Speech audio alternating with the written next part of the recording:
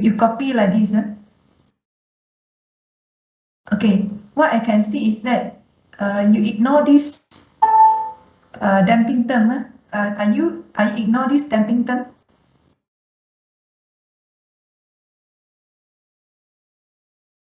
But as I can see, you ignore the damping term here. Okay. So the lower part here. So meaning that this one you have to correct this one. Is it okay?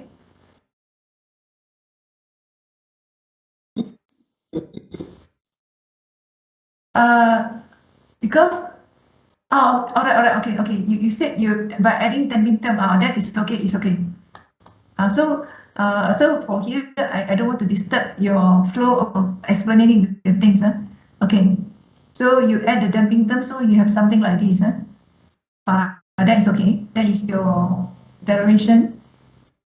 So this part, the derivation of in the articles, you elaborate. You put the derivation here.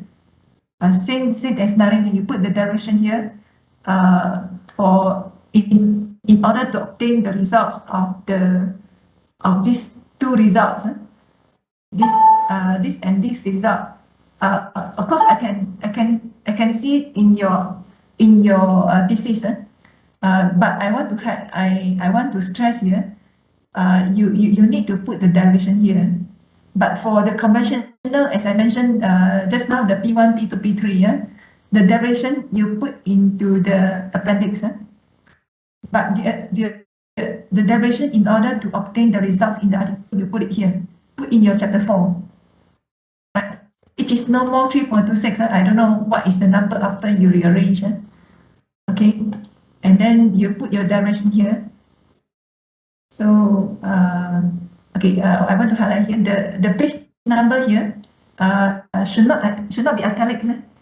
You make it straight.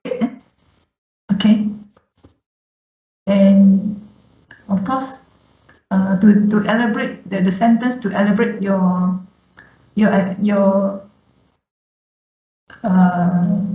derivation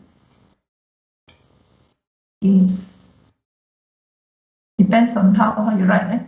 Okay, so and then whatever you show here, maybe combine to above here, all in chapter 4. Okay, so you can see this is the conventional results. You reorganize to the chapter 3. Is it okay? So that's why so whatever the result are, that's why I can see the results here. You can reorganize into chapter 3.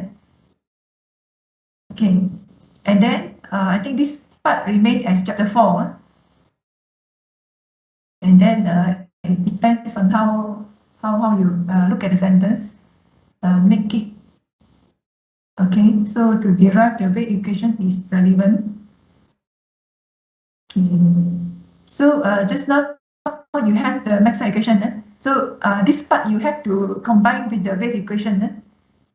I mean, combine to the one Maxwell equation just now.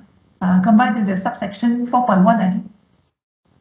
I think this Maxwell equation where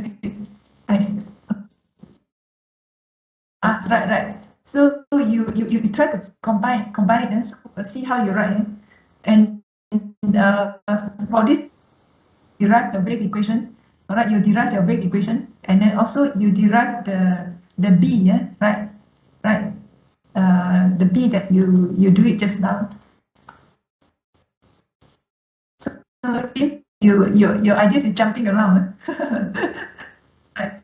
Yeah. You can see the wave equation here. And then whatever the derivation of P1, P2, P3, and then you, of course, here you don't show the derivation, you just put the results. Just move it to the chapter 3. Narek is same to you. But the flow is almost the same, but of course you write separately. But the result that you show, that you show are basically the same. Right. Okay. So this one you show it. So you can see as I mentioned just now, there's something CC here, and also you need to mention the P something CC here at this part. Where is it? No, at the 3 point something here, the Maxwell equation just now. Yeah. Nonlinear here, somewhere here. Okay. So meaning that you need to reorganize a bit. Okay. And then after this is done. After this, you obtain your results. After this, you use this complex and conjugate, and then you obtain these results. Okay, you have this assumption. Okay, and then you obtain the substitute, and then you obtain the results. The direction, you need to show the direction, and then you have this, and then you have these results. No, this is just an intermediate step. And after this, you work out, and then you have the results. This two is your main results. This is not phi. Rabin, this is not phi. This is the null symbol. You have to be careful. So it is throughout here.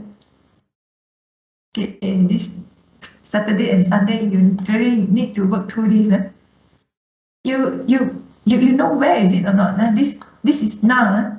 So for example, I can here you can alternate equal. Actually, you can find from equation editor. Actually, it is the Greek letters and this phi. Okay, and then your null vector is something, I think. So that's why you have to be careful. Okay, and then you have the result, and then okay. Now both of you have to pay attention to the graph, to the results here. Who is the one who do the programming? Is it Naren? Yes, doctor, it's me. Okay, so when I read your articles, this is your articles. No, this is your thesis. Okay, so this is the part that you use it for the calculation. Yes, doctor. I also find out the paper that you use it for the